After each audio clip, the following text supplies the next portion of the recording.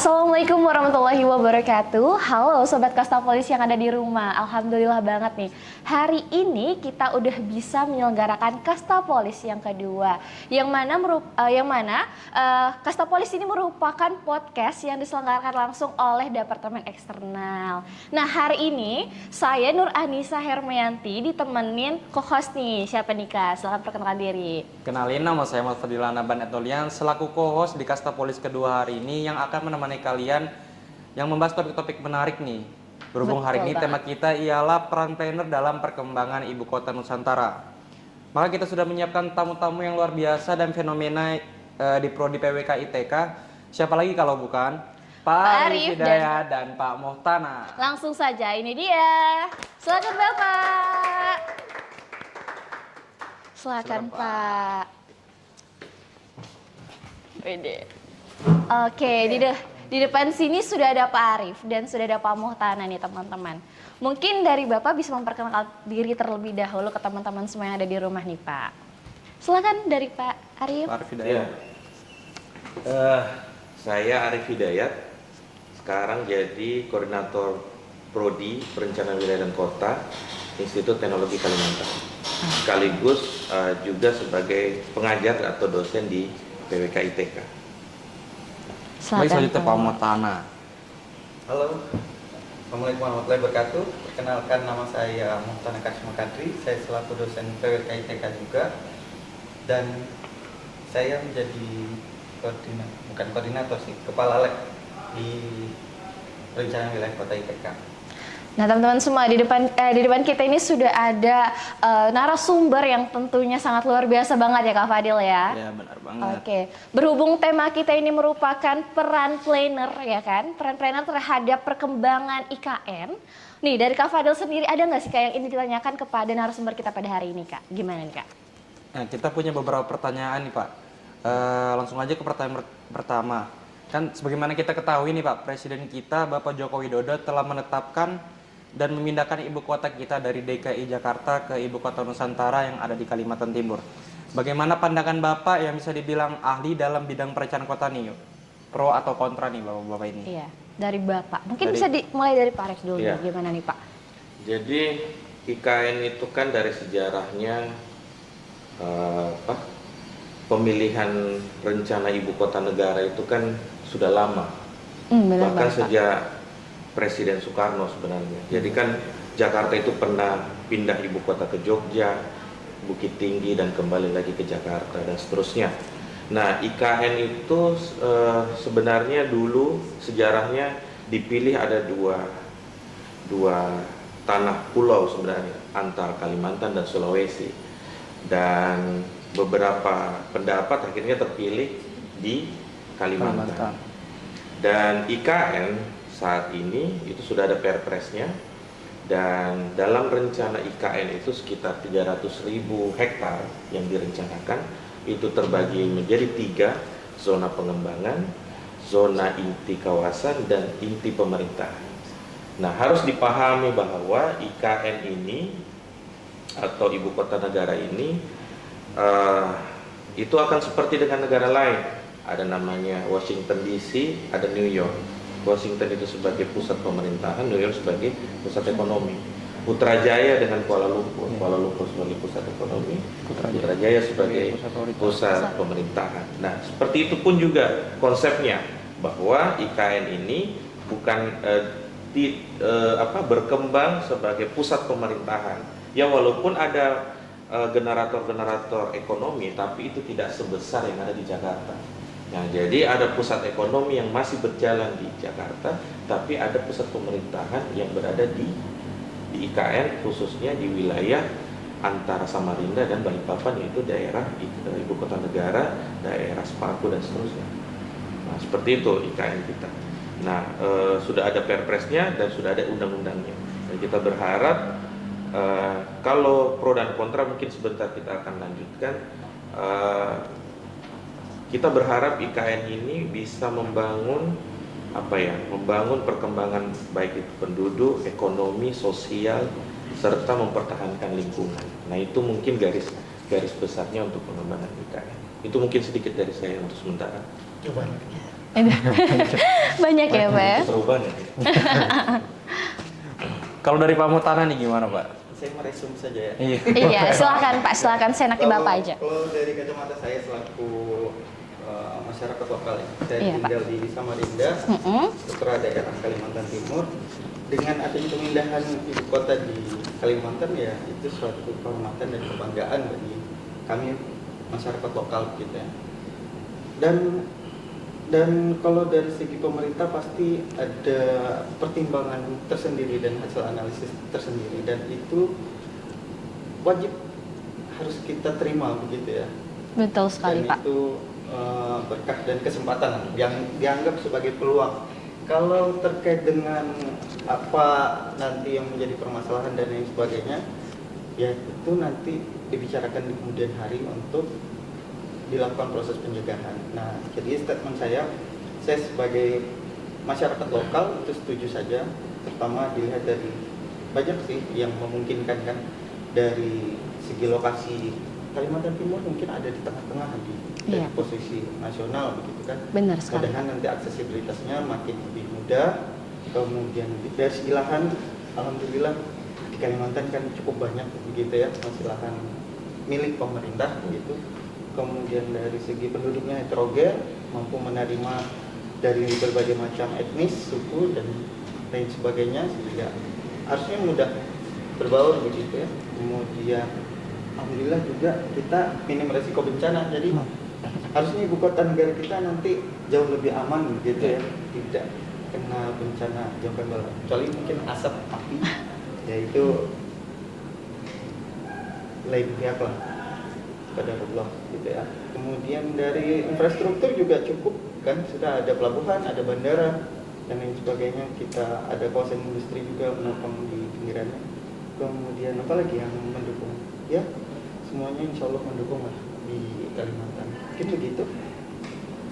Banyak faktor yang mendukung ya Pak ya. Tapi dari Bapak sendiri, mengingat kita semua ini merupakan planner muda ya Pak ya, apakah ada yang harus kita siapkan gitu Pak sebagai planner muda untuk perkembangan IKN ini sendiri gitu Pak? Dari Bapak Mutana lagi bisa Terutama dijawab kita yang gimana? mahasiswa yang nanti mungkin bisa kita kerja di IKN gitu Pak. Ya gimana nih Pak? Peluang. Iya, Ya, peluang. kita Gimana, sebagai Pak? mahasiswa. Ya tentunya saya itu berpikirnya begini ya, kalau kita Gimana? ibaratkan sebuah rumah itu kita tinggal dengan ibu mertua atau ibu kandung kita sendiri. Ya, anggaplah ibu kota negara ini ya orang tuanya daerah begitu kan, yang mengatur. Memang kondisi rumah tangga kita akan terdengar langsung oleh ibu kita, orang tua kita begitu ya. Tapi peluang itu ada yang bisa kita kembangkan. Efeknya adalah begini, pengembangan investasi jadi lebih tinggi nanti dengan adanya ibu kota negara atau ibu mertua tadi ya, atau ibu kandung tadi ya. Betul sekali. Kenapa? Karena kolega tidak dari diri saya saja, tapi kolega orang tua datang begitu, begitu kan. Jadi investasi akan meningkat begitu. Memang kebebanan anggota baru lagi kan di rumah, tapi dengan itu buka peluang kesempatan kerja begitu ya. Dengan investasi yang banyak, kesempatan kerja akan meningkat. Ya, itu sebuah kesempatan untuk pengembangan infrastruktur. Makin banyak yang cari kerja, peluang kerja dapat, infrastruktur pun akan meningkat gitu ya. Jadi saya rasa efeknya akan banyak di pengembangan sektor ekonomi, kemudian pengembangan sosial dan lingkungan juga harusnya meningkat. Terutama di bagian lingkungan itu adalah kaitannya lingkungan dan ekonomi, nanti diversifikasi ekonomi baru. Ya, jangan yang sudah disesuaikan dengan kondisi daerah yang baru. Mungkin begitu. Mungkin pendapat dari Pak Arif gimana Pak tentang planner muda yang akan menghadapi IKN ini? Iya. Gimana Pak? Jadi saya dari sisi planner, Coba. Silakan. kebetulan kami berdua ini adalah anggota dari Ikatan Ahli Perencanaan Iya. Indonesia Provinsi Kalimantan Timur. Iya. Jadi teman-teman ini sebagai calon planner di kemudian hari harus benar-benar membekali kompetensi, bukan hanya SK2 PM aja. Bener banget lagi. Iya, Bener, itu bener, pasti bener. dong. Tapi harus masuk dalam organisasi planner, organisasi keprofesian, kemudian harus bidang-bidang kompetensi yang lain. Kan sekarang menurut saya GIS itu bukan lagi tambahan kompetensi tapi sudah kompetensi dasar. Nah, banyak sekarang itu kompetensi-kompetensi lainnya yang harus dilengkapi oleh para planner kita seperti analisis, big data, analisis yang lainnya. Kemudian kalau kaitannya dengan pekerjaan, ya, kalau saya tidak salah itu IKN itu akan membuka banyak lowongan pekerjaan. Tahun ini aja itu akan buka lowongan PNS, PPNS, P3K dan seterusnya.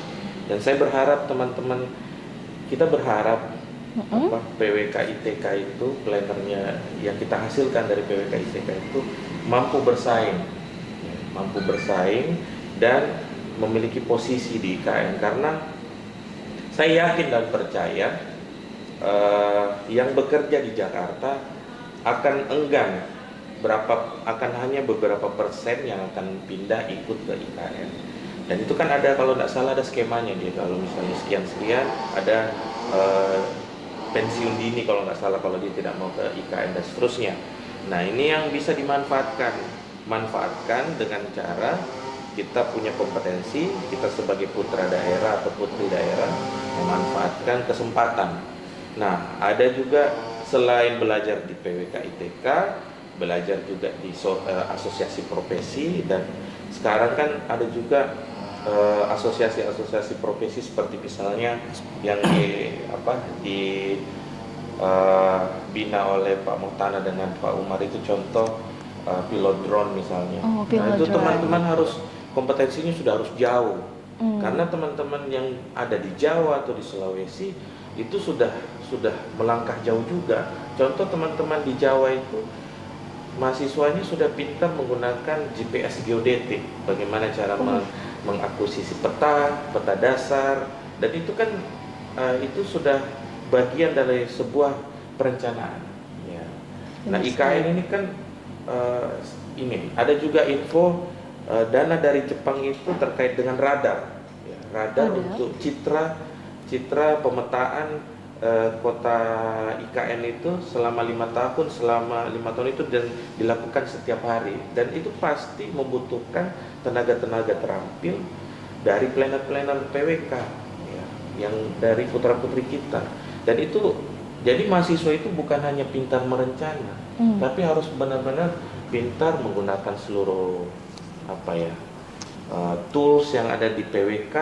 Jadi memang kita menjadi leadernya. Kita memang jadi leader untuk misalnya masih ada kok anak geologi, masih ada anak geodesi, masih ada anak sipil yang bisa membantu kita dalam surveying atau pengukuran dan seterusnya. Tapi PWK itu yang harus menjadi, kalau perlu dia yang mengetahui lah, supaya kalian yang berada di baik itu di level-level surveinya sampai di pengambil kebijakan.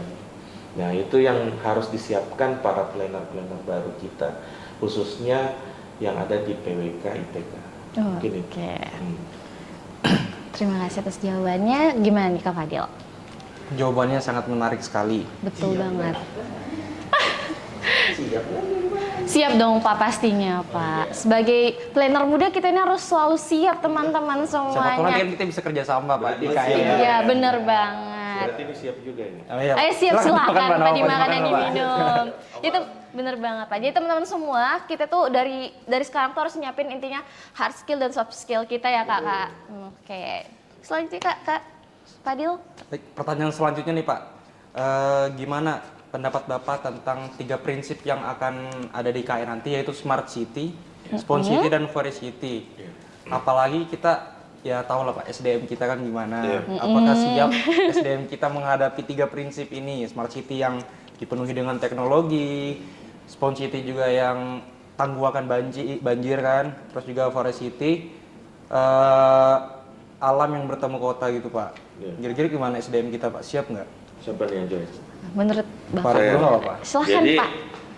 IKN itu kan ada 3 ya, seperti disampaikan Fadil ya. Iya. Ada apa tadi?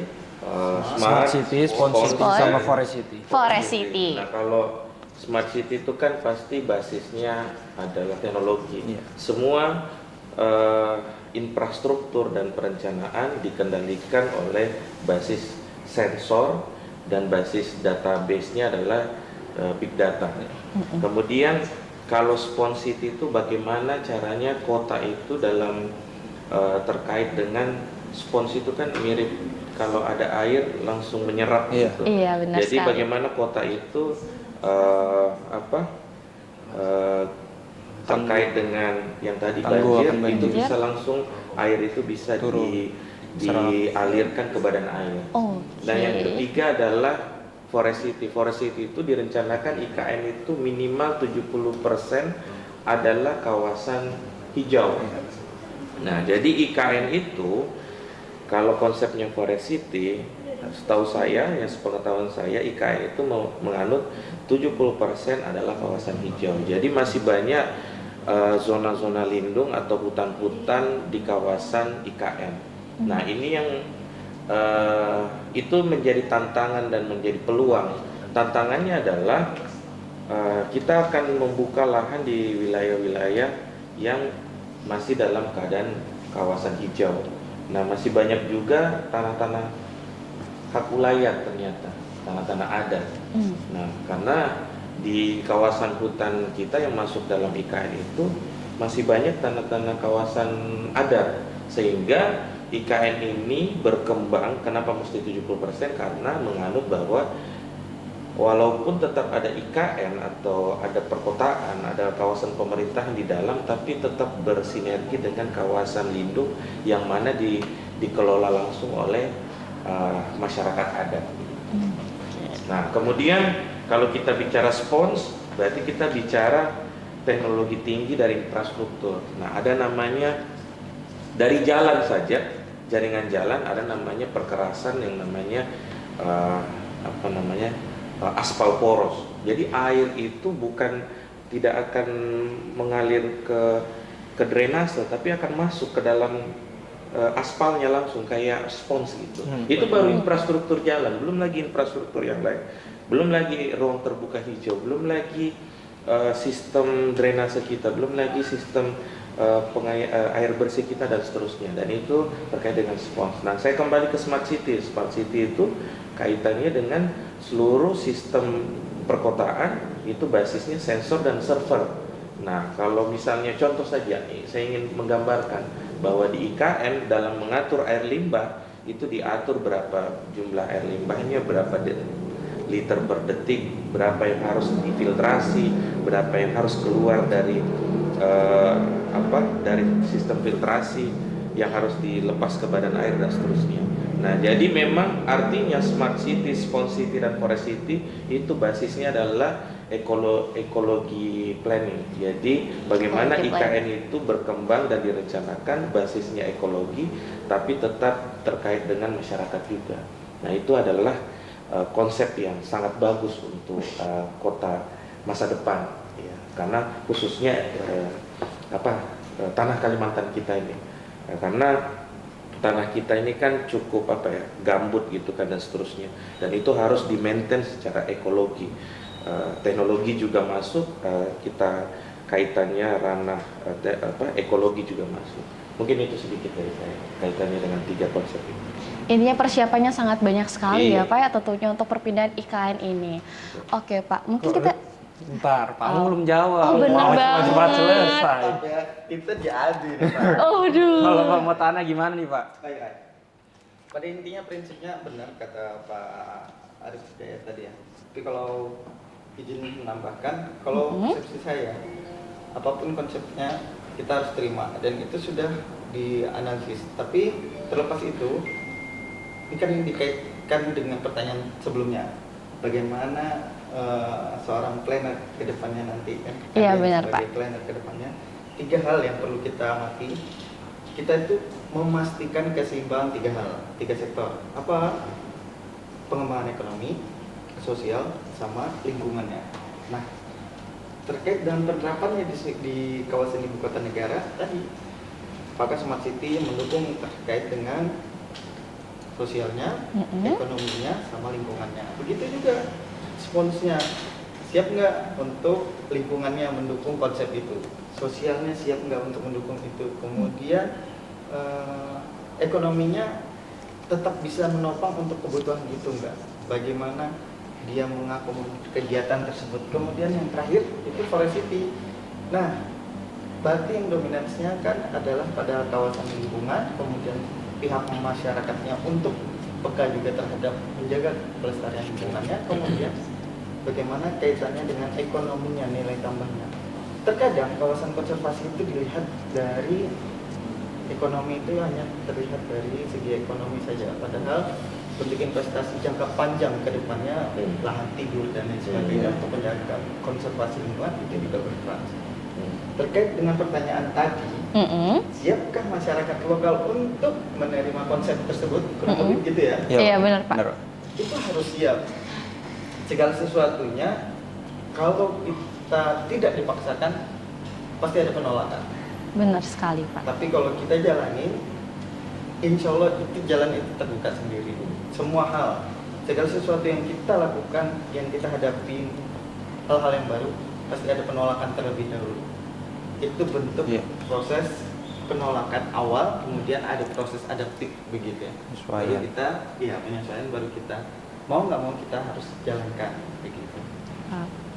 Itu gejolak wajar lah seperti itu ya. Tapi pada intinya masyarakat Kalimantan Timur harusnya mendukung itu tadi, statement saya di awal, harusnya merasa bangga dan kita harus siap menjalani. Apapun itu, pemerintah sudah memfasilitasi kita untuk mengembangkan SDM kita, penerapan teknologi yang terbaru yang digunakan, perencanaannya pun harusnya sudah disesuaikan dengan kondisi kita. Begitu ya. Gitu deh. Coba. Siapa? Kita harus siap pokoknya teman-teman semua. Proses adaptif. Iya, Pak. Pasti kan itu. Pak Muhtanan mau proses adaptif juga, Pak? Nanti kesedek nanti Pak. Oke, itu dia tadi jawaban dari Pak Muhtana dan Pak Dayat yang sangat luar biasa tentunya Kak Fadil. Iya. Nah, dari teman-teman semua ini kan udah ada nih Kak titipan pertanyaan-pertanyaan gitu Kak. Mungkin bisa kita bacakan sedikit kali ya. Tadi kan yang udah serius-serius itu, Pak. Gitu. Sekarang kita masuk ke pertanyaan yang agak mendeparkan jantung juga kita sebagai mahasiswa-mahasiswa Bapak ya. Jadi kalau misalnya ada salah-salah kita juga mohon maaf Pak ya. Takutnya nanti tiba-tiba di RPS merah kan. Jangan dong. Jangan gitu dong Pak. Nah, jadi ini tuh kita masuk ke babak games nih Pak. Jadi Bapak cukup menjawab yes or no. Kalau jawabannya emang bener fakta, Bapak tinggal angkat yes. Kalau jawabannya tidak, Bapak tinggal jawab no gitu Pak. Oh begitu ya? Iya. Ada abstain ya? Nah, ada dong Pak. Iya, Pak. Pak, yes or no. Ini Pak Arif. Oke Pak. Bisa dites terlebih dahulu Pak, yes or no, yes or no. Lain Pak, no. Kebalik Pak, mohon maaf. Iya, Ya. ada lagunya Pak. Oke. Langsung Apa? aja ke pertanyaan pertama. Benar atau tidak bahwa menjadi dosen PWK ITK suka mengghosting mahasiswa? 3, 2, 1. Ada apa ini sebenarnya teman-teman semua? Kalau dari Pak Arif kenal Busano, Pak? Mungkin dari Pak Arif Hidayat silakan Pak. ghosting. Pak Arif tidak pernah ghosting benar teman-teman. Ghosting dalam apa dulu? Ayo gimana nih teman-teman Selama semua? Saya mengajar saya nggak pernah ghosting. Oh, Oke.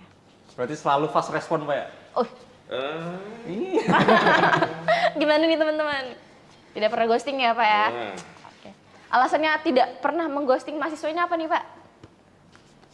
Ya karena Bapak pas respon. ya udah gitu aja. Udah gitu aja teman-teman. Kalau dari Pak Wah gimana nih Pak? Kenapa jawabannya iya Pak? Ada apa? 1. Berarti banyak nih, Pak. 1.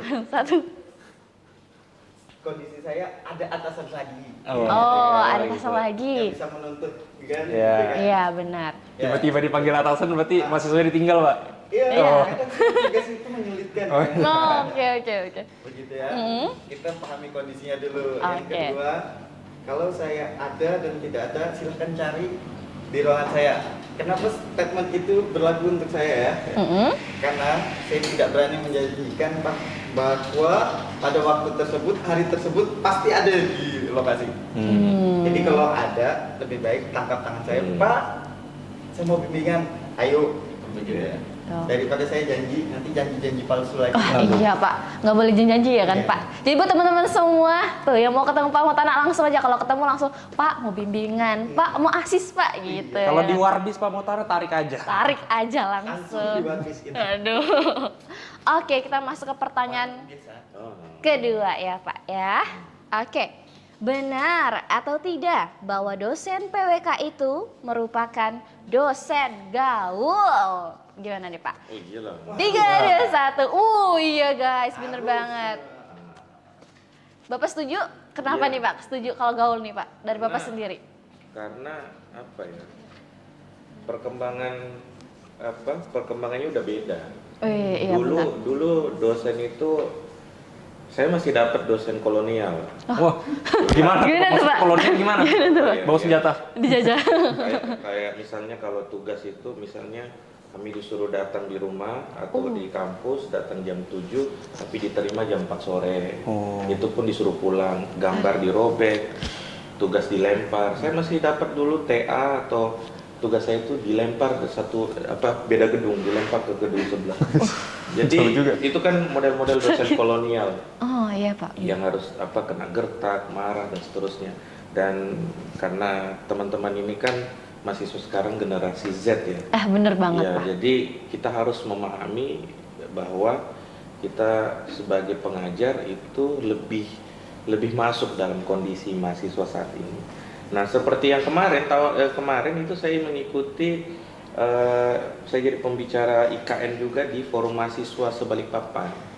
Jadi Yang ada kemarin ya? Iya, kemarin kemarin sore Pak ya. ada dari Poltekba, Uniba dan Ada itu Pak Rido berkumpul. juga. Nah, jadi kita harus masuk dalam kegiatan-kegiatan kemahasiswaan. Jadi dosen itu menurut saya harus bukan lagi gaul tapi harus berada dekat dengan mahasiswa. Karena generasi Z itu lebih rentan dibanding kita yang dulu-dulu angkatan-angkatan yang lama, lebih rentan sehingga dosen itu harus lebih dekat terhadap mahasiswa. Itu loh menurut saya. Kalau dari Pak Mas sendiri gimana nih Pak? Dosen gaul. Oke. Sebelumnya saya mau ngucapin permohonan maaf Bapak Ibu guru saya selama ini begitu ya. Bukan berarti kami tidak hormat Tidak. Bapak Ibu sekalian begitu ya. Saya sepakat begitu ya dengan zaman kami itu berbeda dengan era saat ini begitu. Karena dinamika perubahan sosial itu paling cepat begitu. Jadi dulu ini saya contohkan aja ya. Ya. Anda duduk lebih tinggi dari kami itu dianggap tidak hormat. Maaf ya. Apa? Aduh saya takut Ya, nih Pak, ya. teman-teman. Di sana lah. Ya, Pak, ya? Ya, itu sedrastis itu tata krama yang diterapkan kepada kami. Jalan mendahului dosen begitu kan. Wah, itu tata kramanya perlu dijaga begitu. Kalau sekarang polanya kan kita istilahnya apa, bestie ya? Iya Pak. Bestie. Bro, gitu ya. Jadi ya meskipun orang tua kayak kami ini harus menurunkan downgrade gak jawab pembahasan, meskipun malu dengan looknya begitu yang gak sesuai begitu kan. Tapi ya itu harus dilakukan agar rasa nyaman dan kepercayaan terhadap mahasiswa dan dosen itu berjalan gitu ya. Komunikasi yang efektif, yang bagus itu adalah kedua belah pihak itu saling percaya. Bagaimana membangun saling percaya itu ya? Intensitas pertemuan itu tadi, kemudian menyambung pola pikir. Bagaimana menyambung pola pikir ya? Kita harus saling tahu apa kegiatan teman-teman mahasiswa. Teman-teman mahasiswa juga sadar bagaimana kondisi dosennya, sehingga kalau saling kepercayaan itu terbentuk, fair play gitu orang Dengan batasan Iya. tertentu. gitu ya. Jadi kita harus merasa seumuran Pak. Itu juga. Bener banget. Tapi for your information ya buat teman-teman semua, jadi kami ini mengundang Pak Moh dan Pak Dayat ini karena rekomendasi dari semua teman-teman yang ada di PWK ITK ini, kalau dosen terfavorit tergaul itu ya mereka berdua ini teman-teman. Wih. Wih. Dosen tergaul nih teman-teman. Aduh, terlalu orang tua sekali. Orang tua sekali. Dosen-dosen yang lebih muda banyak. Nggak bahaya, tak? Nah bahaya ta. Nggak bahaya ta. Nggak bahaya, tak? umur tuh Pak. Sudahlah Pak. Oke, lanjut ke pertanyaan selanjutnya. Ini agak sensitif Pak ya. Ya aduh, saya harus Benar atau tidak bahwa kos dari proyek lebih besar daripada gaji dosen di ITK? Apa tadi? Duit dari proyek lebih besar daripada gaji dosen di ITK. Benar atau tidak? Benar. Nah, ini saya mau jawab nih. Boleh, Silakan Pak. Buru-buru, Silakan. Kamera langsung di zoom nih. Ya karena saya berpraktek planner itu udah 10 tahun. Menjadi dosen pun udah lama. Hampir 7 tahun, 8 tahun. Jadi Masya Allah. kalau dibilang menjadi planner itu atau di proyek itu banyak duit, pasti. Tapi saya kenapa mencari uangnya dulu ya sebelum masuk ITK itu mencari proyek untuk kehidupan, tapi untuk mengajar tetap mengajar, karena mengajar itu bagi seorang yang sudah terbang di planner itu sudah jam terbangnya tinggi, kita harus memberikan kepada mahasiswa, kita harus mengajarkan apa yang sudah kita dapat gitu. Benar. Nah, kalau kami di ITK ini kan sudah jadi rata-rata kan di PWK ITK itu kan dosennya rata-rata PNS semua. Nah, berarti kita ini abdi negara yang sudah kalian bisa download berapa sih gajinya. Iya, kalian bisa tahu tuh berapa gaji Pak Arief itu sekian sebenarnya. Iya, sudah ada lengkap itu. Jadi kalau dibilang lebih besar di proyek pasti lebih besar, tapi menjadi dosen itu bukan hanya dapat duit. Kalian seperti misalnya Fadil dan siapa tadi? Anissa, saya ajar sampai TA, sampai selesai S2, S3, tetap yang diingat itu dosennya satu. Iya, iya, benar, karena benar, paling benar. lama. Pak. Yang paling Benar, lama benar. dan paling lekat saya itu yang paling yang saya ingat adalah dosen S1 saya. S2 itu nanti dulu. Nah, sama nanti S3, nanti baru kalian nanti di S1 dan S3 nanti baru keingat ini guru saya dulu. Gitu. Dan itu ketika kamu menyebut aja ini dosen saya, ini guru saya, itu kan pahala buat kita kan. benar, itu. benar Dan kalau sekali, kita pahala buat kita itu rezeki yang bukan bisa dihitung duit, tapi itu bisa jadi berkah kesehatan atau kemudahan buat hidup kita sebagai pengajar. Amin. Amin. Senang sekali saya dengar ceritanya. Sedih sekali. Apa nggak perlu kita punya proyek lagi? Tapi seperti itu. Jadi ya kalau mau dibilang soal gaji-gajian itu relatif. Tapi Benar, Pak. pengabdian itu kan di sini tempatnya, di kampus. Benar banget. Gitu. Makanya saya nggak pernah PHP, Widih. nggak pernah ghosting. Benar-benar. Padahal tidak pernah ghosting Nggak pernah teman-teman. ghosting. Coba tanya lah mahasiswa. Oke, begitu. Kalau Pak Motana, Gimana nih Pak? kayaknya Bapak banyak proyek Pak, PPR Pak ya? Ya, Pak. Enggak. Enggak tahu. Nggak mau jawab. Bisa kali diajak dikit Pak.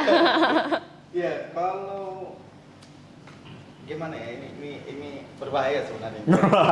Pinter juga pertanyaannya. Ini siapa sih yang bikin ini? Aduh. Jadi kalau kita bicara konteksnya uang, hanya uang ya. Ya benar. Hanya uang, bukan kewajiban. Iya benar. Kalau memang itu konteksnya uang, lebih worth it di proyekan sebenarnya. Ya, kalau mau nyari duit. Karena anggarannya kita bisa pilih rate-nya yang bawah, menengah atau yang atas gitu kan. Jadi ya sampai miliaran dan lain sebagainya itu ya tergantung kita bisa dapat gitu kan, peluang untuk dapat itu ada. Tapi kalau di dosen ya seperti penjelasannya Pak Arief Hidayat tadi, uangnya sudah jelas gitu kan dari peraturan pemerintah. Jadi ya kalau kita konteksnya ke pendapatan, silakan bagi teman-teman. Kalau fokusnya penghidupan, just untuk proyekan. Proyek. Tapi kalau cari ladang amal, investasi masa depan, Pengalaman. kemudian memperbanyak kolega, mitra dan lain sebagainya, ya corongnya adalah akademisi, kemudian nanti proyeknya belakangan. Jadi Betul. nanti dapat dua gitu. Iya, dapat dulu. Kalau bisa dulu. Ya oke begitu. Saya Tambahan sedikit. Kenapa tuh Pak? Jadi misalnya kayak saya dan Pak Mutana. Saya dan Pak Mutana itu ahli madya di Ikatan Ahli Perencanaan. Ahli madya di buku birunya Perkindo atau Inkindo itu rate-nya gajinya sudah 20 sampai 30 juta per bulan. Bukan saya nyebut Pak. Pak, jangan bikin saya menangis, Pak. Makanya, Saya nggak minta sebut nominal Pak. iya, makanya kalau kita bicara Panas duit, ini kursi. kalau bicara duit, jauh. Jadi kalau kita bicara duit itu jauh. Tapi kan ini soal pengabdian dan kita sudah jadi abdi negara yang baik. Benar banget Pak. Jadi doakan kami supaya kami konsisten.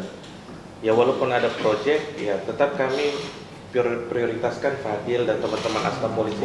Pasti dong Pak. Iya toh? Lumayan Pak. Bapak kan tidak pernah mengghosting kami Pak. Jadi Nggak pernah. Insya Jadi- Allah sampai akhir akhir nggak pernah mengghosting. amin. Ini teman-teman semua kalau mau punya rate gaji besar langsung aja masuk PWK ya kan, setuju nggak setuju? Setuju dong buat masuk PWK. Oke. Selanjutnya benar atau tidak bahwa dosen merupakan maha benar dengan segala firman-Nya? Aduh Pak, 3, 2, 1. Saya agak Tepat Pak, kebalik. On ini kan? on. Bener kan? Nah, Ini Mas Fadil ini suka on aja. Kalau Fadil Pak Tana deg-degan. gimana Pak? Kenapa bisa benar dosen dengan segala firman-Nya? Iya Pak. Bukan Mas, sebenarnya jawaban yes ini bukan berarti letter saklek begitu ya. Benar. Artinya, kalau kita bicara manusia, apapun statusnya sebagai dosen atau pejabat sekalipun, pasti ada salahnya begitu ya. Cuman kembali lagi, kalau di dalam kelas ruang lingkupnya yang pemegang keputusan itu siapa? Bapak. Dosen. Begitulah akibatnya kesimpulannya. Nah. Kalau jawabannya ambigu, terus kayak gimana untuk mengakomodir nilai-nilai? Kalian mana nih teman-teman? Gitu kan? Iya benar Jadi sekali kan Pak. harus ada benang merahnya, Mm-mm. ya, sesuai dengan yang disampaikan oleh materi oleh dosennya. Kalau di luar, nah itu baru diperdebatkan. Misalnya nih, materinya sudah ada, soalnya diberikan sesuai dengan materi. Kalau jawabannya ngambang, ya relatif aja kan. Kalian boleh menyatakan itu benar, saya juga begitu kan. Nah, jadi konteksnya maha benar di sini adalah untuk evaluasi. Tapi kalau sifatnya untuk diskusi, sharing, begitu ya, itu sama kedudukan kita. Itu jawaban saya terkait dengan yes, begitu ya. Jadi pengalaman Anda sebagai konsultan magang dan lain sebagainya itu benar juga. Kalau selama konteks kita diskusi. Tapi kalau kita struktural, maksudnya ada kewenangan di situ, dilihat statusnya seperti apa. Kalau di kelas, ya yang diwajibkan untuk mengevaluasi dan memberikan penilaian selaku institusi memberikan kepada dosen. Jadi konteksnya seperti itu ya dipahami ya. Terbalik Pak. Kebalik itu. Mana Oh Pak? ya, tadi yes ya. Iya. Iya Pak, yes. Jadi begitu Tepat. statement saya ya, Iya. klarifikasinya. Oke, Itu benar. terima kasih. Kalau Pak Arif Hidayat, Gimana nih Pak? Iya, sebenarnya mirip ya, mirip. Jadi saya ini kan saya ini terbentuk dari guru saya ya. Jadi guru saya itu, profesor saya itu termasuk orang yang senang sharing dan menerima masukan begitu dalam sebuah diskusi. Tapi yang seperti yang disampaikan Pak Multana itu benar, bahwa dalam keadaan kelas berarti yang menjadi Benang merah. iya, yang menjadi pelaku utama bukan pelaku utama, aktornya berarti ya dosennya. Utama. Berarti kalian harus mendengar. Tapi dalam sebuah diskusi itu bisa kita mengkritik dan berdebat. Jadi kalau di Inggris itu antara dosen mahasiswa itu saling berdebat. Nah, debat antar mahasiswa tidak ketemu, baru berdebat dengan dosennya. Kami di Jepang juga seperti itu, bahwa dosen kami itu sangat terbuka seperti itu, sangat jikalau ada kita bisa tuangkan seperti itu. Nah, tapi dalam mungkin ranah kelas kalian harus lebih mendengarkan dan terkait dengan nilai dan seterusnya. Tapi kalau dibilang konteksnya maha benar, ya tidak mungkin. Kita ini kan manusia biasa. Benar Nah, sekali. bisa jadi yang kalian dapat di luar ada yang kita tidak pahami, apa yang dosen tidak pahami. Tapi secara keilmuan ya pastilah dosen itu akan jauh lebih bisa memberikan, karena kan namanya dosen. Dosen itu adalah Dapat legitimasi lah. iya, ada legitimasi yang kita diberikan untuk memberikan pengajaran buat mahasiswa. Sehingga ya kita bicara tata krama aja, kaitannya tadi itu konteksnya kita bicara tata krama. Nah, tata krama itu yang akan bisa kita lakukan kaitannya dengan benar dan tidak benarnya seorang dosen saat itu. Kalau menurut saya seperti itu. Sepakat ya semuanya. Oke. Kita ke pertanyaan terakhir nih Pak, Hmm. di games ini. Benar atau tidak bahwa dosen selalu gemar memberi tugas namun sulit memberi nilai yang baik? 3, 2, 1. No. Enggak. Oh iya. Ini pertanyaannya Kompak agak, aduh ya Allah. Hmm. Gimana nih Pak? Iya, boleh, Pak. Gimana nih Pak? Jadi saya itu termasuk baik di ITK dan sebelum ke ITK itu saya sangat gemar dengan memberikan tugas. Saya termasuk dosen yang tidak senang dengan ujian-ujian itu, UTS, UAS, ya. Cuma karena telah masuk di ITK harus ada UTS dan UAS. Dan kenapa mesti tugas? Seorang planner itu berkembang keilmuannya ketika ada tugas besar atau tugas kecil. Karena kalau dia di kelas, planner itu tidak bisa maju atau tidak pandai kalau dia berada di kelas. Saya Tapi setuju dia Pak. harus berada di lapangan. Iya. Benar Ya, sekali. Iya. Ya. Nah, itu penting. Jadi kalau nilai saya itu seperti yang saya bilang tadi, saya ini di hasil didikan guru-guru saya. Salah satu guru saya itu Profesor Shirley, beliau itu sangat kejam, tugasnya kejam, mulutnya kejam, tapi beliau sangat baik dalam kasih nilai.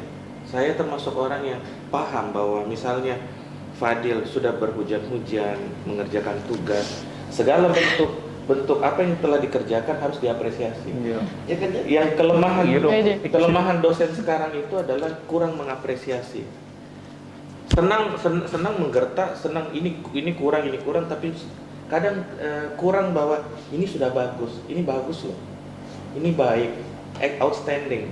Jarang mengkasih jempolnya hanya jempol belaka tapi tidak berbentuk nilai. Dan saya pengen guru-guru seperti guru saya itu kejam kasih tugas, kejam kasih ini, tapi kita harus paham bahwa ini dia sudah ngerjain ini, dia layak, bahwa layak untuk diberikan. Karena yang kita PWK itu, atau kita sebagai seorang akademisi atau sebagai seorang yang berada dalam jalur pendidikan, bukan nilai akhir yang paling penting, prosesnya. Nah, saya penganut orang yang menilai proses itu. Iya.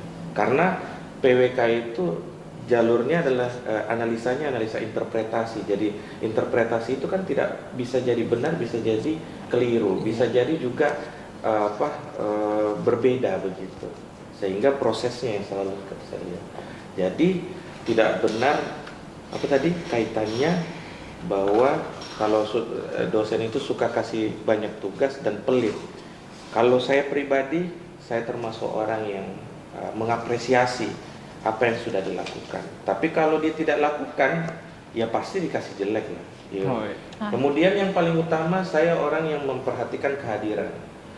Ya tidak mungkin lah saya kasih nilai bagus kalau tidak pernah hadir, berinteraksi dengan Arif Hidayat secara pribadi. Ya, apa yang kamu bisa kerjakan kalau interaksinya tidak ada? Seperti itu. Mungkin itu saja dari saya. Kalau dari Pak Mutana gimana Pak?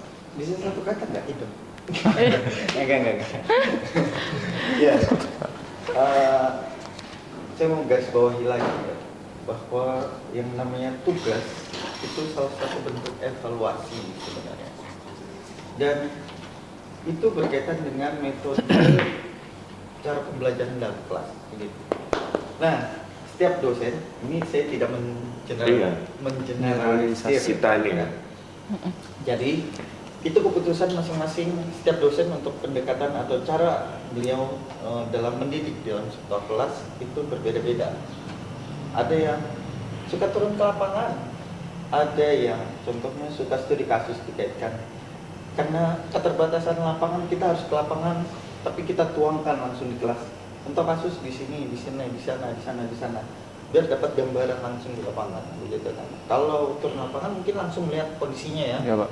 Kalau studi kasus membayangkan gitu Ya. kan, dengan beberapa clue.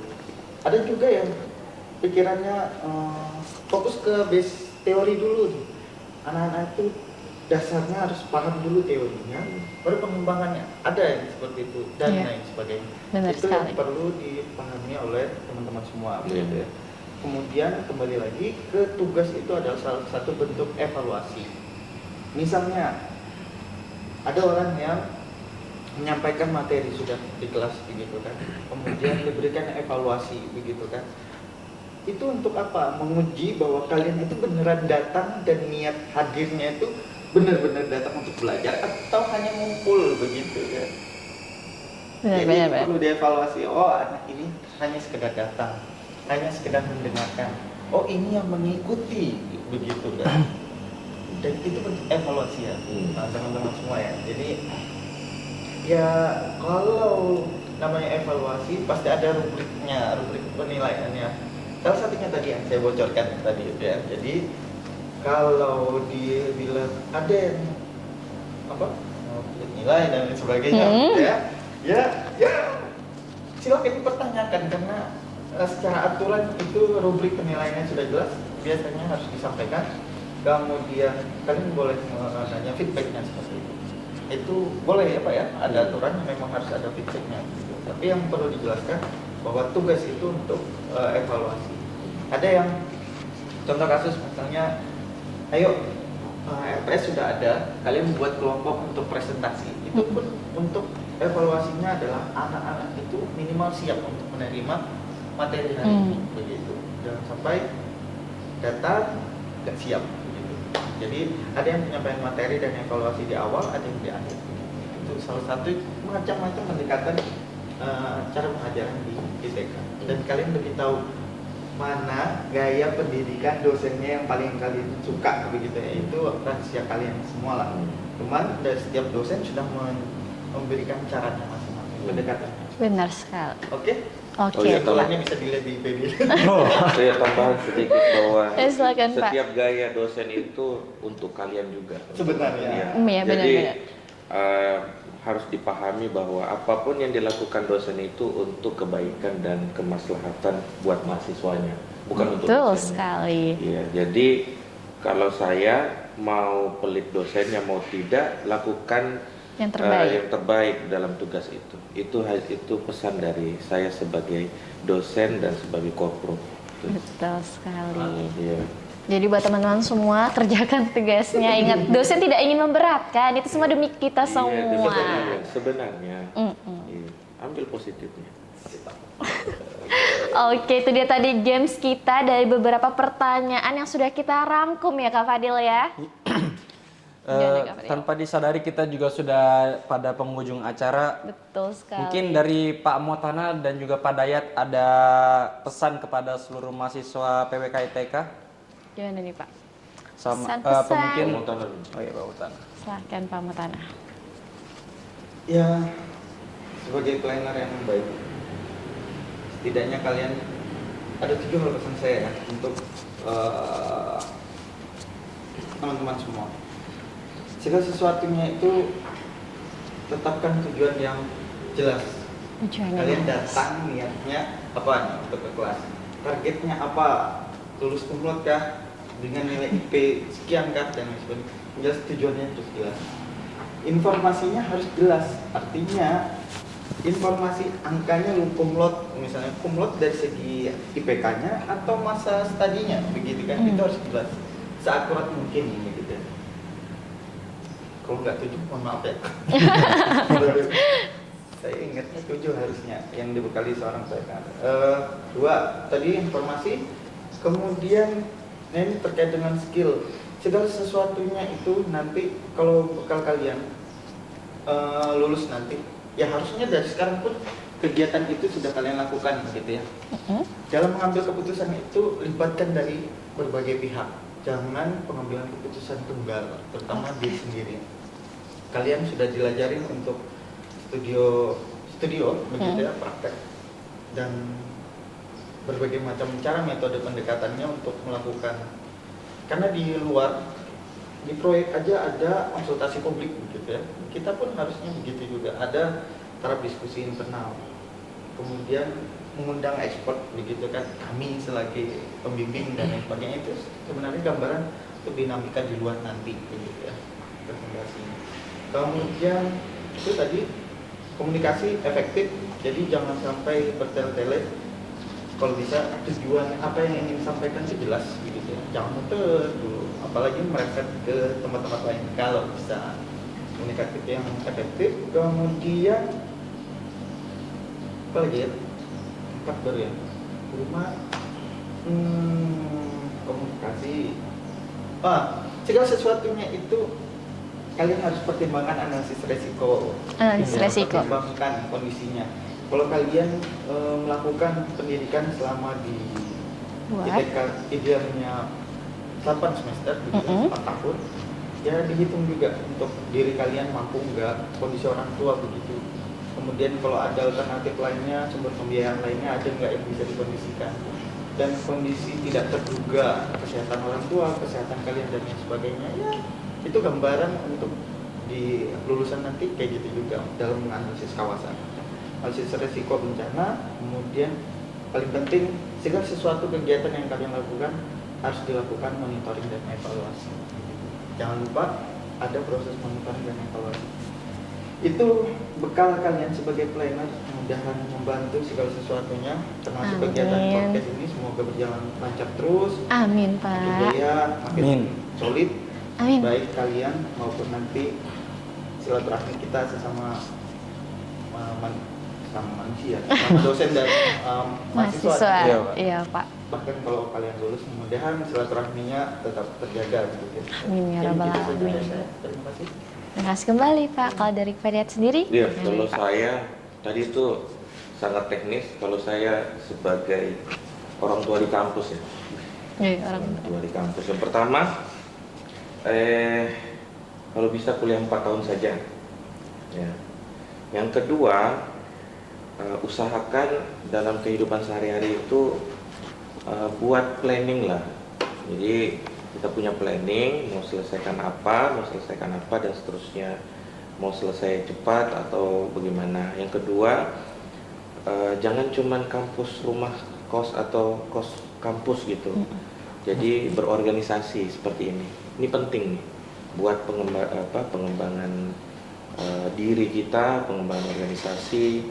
Karena di organisasi kalian akan bertemu teman, sahabat, kemudian bagaimana mengelola dan bekerja sama dan seterusnya. Karena kita di planner itu lebih banyak akan menjual ide dan berbicara di depan umum dan bekerja sama dengan beberapa orang, sehingga ilmu itu akan kalian dapatkan berada di organisasi. Sehingga penting untuk organisasi, bukan saja organisasi di kampus tapi di luar kampus juga penting. Sehingga keluaran dari PWK ITK itu mantap ide-idenya, konsepnya bagus, tapi juga kaitannya dengan sosialnya juga bagus. Kemudian itu aja sih dari saya. Kalian kalau bisa jangan lebih dari 4 tahun. Lebih cepat lebih baik. Iya. Doakan kami ya, Pak ya. Tetap semangat. Kemudian yang paling utama minta doa orang tua. Kalau misalnya mau ujian, mau apa, itu minta doa orang tua. Targetnya mau apa, S2 atau seperti apa, itu di target tuh. Oke, Iya, Pak. jadi jangan terlalu lama di kampus, benci kampus ini. Jadi bencilah kampus ini dengan positif, dengan cara selesai cepat dengan IPK yang baik. Ya, jangan lebih tinggi rotring daripada IPK kalian. Tapi mungkin mereka nggak tahu rotring. Nggak kenal rotring mereka. Iya, jadi itu pesan dari saya sebagai pimpinan dan sebagai dosen di PWK. Mungkin itu saja. Ya, pos dulu dong, bertukar. Keren banget ya, guys. Sama mungkin izin Pak, untuk Bapak siapa tuh mau mempromosikan untuk kongres yang ASPI, kan nanti ada lomba studio juga Pak. Iya, Pak. Oh iya. Bisa Pak. nih, Pak. Oh, boleh. Mumpung Pak. Silakan, Jadi Pak. kita di PWK ITK menjadi tuan rumah Kongres Asosiasi Sekolah Perencanaan Indonesia yang ke-12. Dan di dalam kegiatan kongres bulan September nanti, mungkin sekitaran tanggal 15 hingga 16, kita akan melakukan yang namanya seminar nasional, kemudian ada penghargaan studio mahasiswa S1 PWK se-Indonesia, serta ada kongres. Nah, seminar nasional akan diadakan di hotel, kemudian ada penghargaan studio. Jadi ada 2 kategori penghargaan studio, kategori perencanaan umum RTTR atau RTRW, dan perencanaan kategori terkait dengan rancang kota atau urban design, setara dengan urban design. Jadi saya berharap mahasiswa PWK ITK ikut masuk dalam kegiatan ini, dan yang daftar dan mencoba bersaing dengan hasil karya studio yang ada di mahasiswa PWK se-Indonesia. Kemudian saya minta tolong nanti teman-teman himpunan membantu kami di prodi, karena kongres nanti seluruh guru besar, dosen-dosen kita PWK se-Indonesia itu akan hadir di kampus ITK dan itu melakukan kongres, dan saya ingin teman-teman Astapolis ini itu memberikan kesan yang baik dan memberikan sambutan hangat buat kita para dosen-dosen PWK se-Indonesia, karena bisa jadi kalian akan belajar dari dosen-dosen tersebut, misalnya akan melakukan S2 atau S3 di tempatnya beliau-beliau, sehingga ini penting buat melakukan koneksi yang baik antara PWK ITK dengan kampus-kampus yang lain.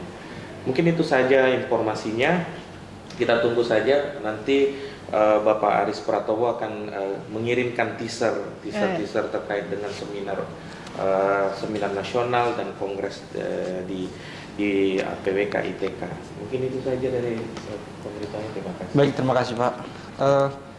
Terima kasih kepada Pak Mutan dan juga Pak Dayat yang telah datang ke acara ini untuk menyempatkan waktunya di tengah kesibukannya. Sebelumnya kita ada kenang-kenangan nih Pak. Buat Bapak. Kenang-kenangan kecil buat Pak Dayat dan Pak Mutana. Tidak seberapa. Astapolis. Gini. Mungkin dari Kak Fadil yang bisa menyerahkan terlebih Kami dahulu. berdiri. Iya, Silakan Pak. Ini dia. Bisa langsung dipakai ya? Bisa. Nah, ini saya dulu. Iya. Oke. Nggak dipoto? Oh, sudah. Sudah. Oke Pak. Terima kasih. Terima kasih. Kita foto dulu ya Pak ya. Membawa baki. Itu dia tadi podcast kita pada hari ini ya Kak Fadil ya. Saya mengucapkan sekali lagi terima kasih kepada Pak Mo dan Pak Dayat atas kesempatan dan kehadirannya pada hari ini. Saya juga memohon maaf bila ada kesalahan kata selama acara podcast kita berlangsung. Mungkin bisa nih Pak sekali buat kita menyebutkan slogan Kastapolis nih Pak. Apa tuh? Slogannya nih Pak, Kastapolis, podcastnya Selebritis Astapolis Pak. Castingnya Podcastnya Selebritis Astapolis. Oke.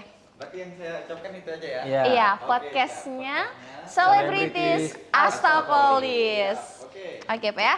Kastapolis, podcastnya Selebritis Astapolis.